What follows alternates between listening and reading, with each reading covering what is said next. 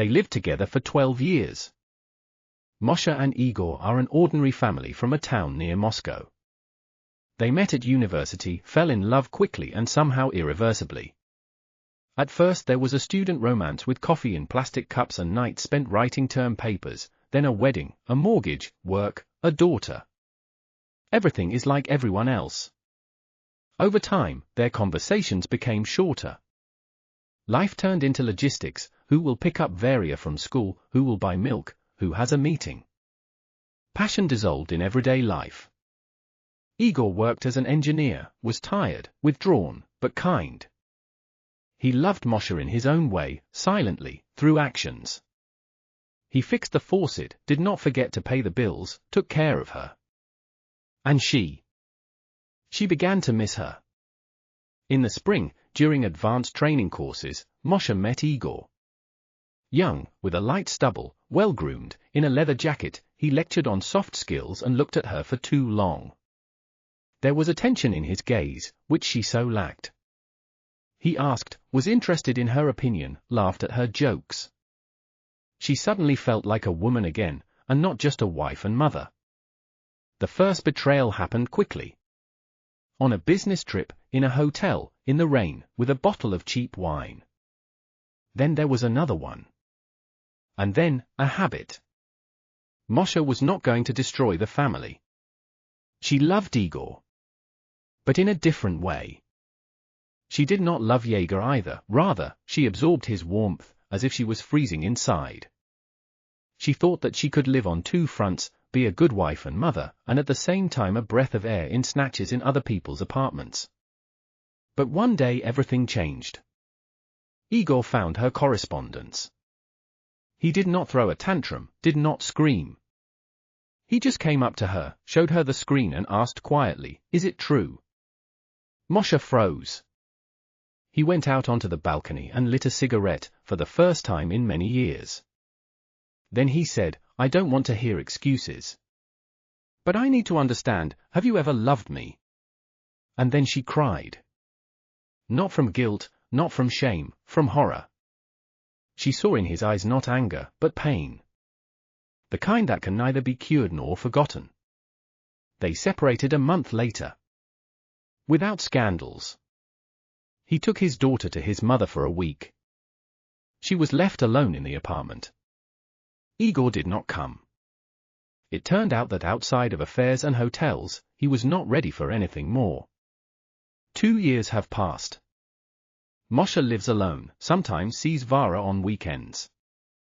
Igor found another woman. And Moshe no longer seeks warmth in other people's arms. Now she knows, the worst thing is not loneliness. The worst thing is to betray the one who believed in you. Andrei and Natalia had been together for almost 10 years. They met at university, she was studying to be a philologist, he an engineer. Their union seemed strong, calm, reliable Andrei and cheerful, curious about life Natasha.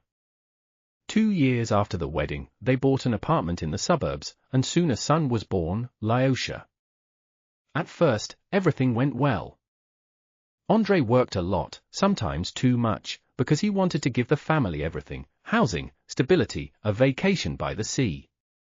Natalia stayed at home, looked after the child, ran the household. But over the years, it was as if a wall had risen between them.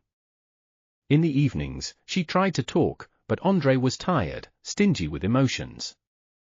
She felt lonely more and more often. One day she met him. His name was Victor. He was a teacher of literature courses, which Natalia decided to enroll in, just to distract herself. Victor was attentive, he read poetry, he knew what to say to make her laugh or touch her. He looked at her, for real, in a way Andrei hadn't looked at her for a long time. At first, everything was innocent: coffee after lectures, discussions of books, light touches. But then everything changed. They went to an exhibition in a neighboring city. When Victor touched her hand in the museum, Natalia didn't flinch. It all happened in the hotel.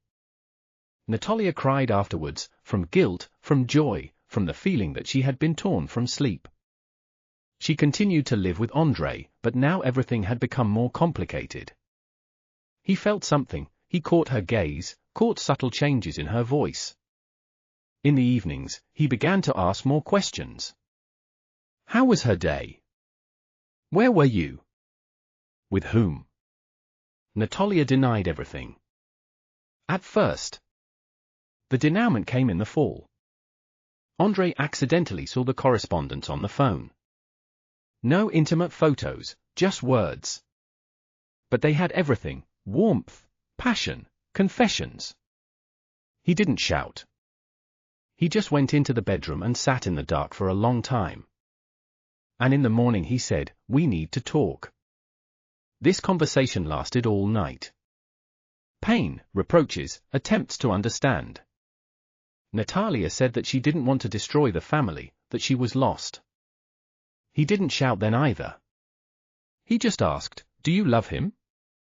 She didn't know how to answer. Maybe not. Maybe she just wanted to feel alive again. In the end, they separated. Not right away, but they separated. The son stayed with his mother, Andrei came often. They didn't become enemies, but they weren't the same either. And Natalia? She broke up with Victor after a couple of months. He turned out to be too free, too restless for the family. She was left alone, with her son, with books, and with the feeling that she had lost not only her husband, but also a part of herself.